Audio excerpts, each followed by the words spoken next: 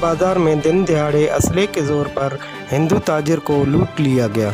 हिंदू ताजिर की मोबाइल की दुकान में नामालूम मुसल्लह अफराद की डकैती।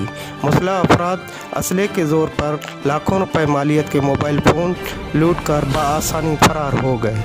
हिंदू ताजिर का कहना है कि डाकुओं ने तकरीबन 30 अदद मोबाइल लूट लिए, जिसकी मालियत 6 लाख बनती है। हिंदू ताजिर सरापा एहतजाज।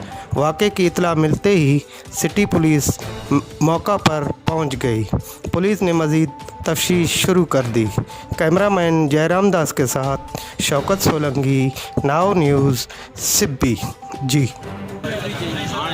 तीन आदमी थे, तकरीबन मेरा 5 से 6 लाख रुपए माल उठा कर गए। 35 से 40 सेट थे मेरे, तकरीबन 1 मिनट पड़ा था उस टाइम आए हुए।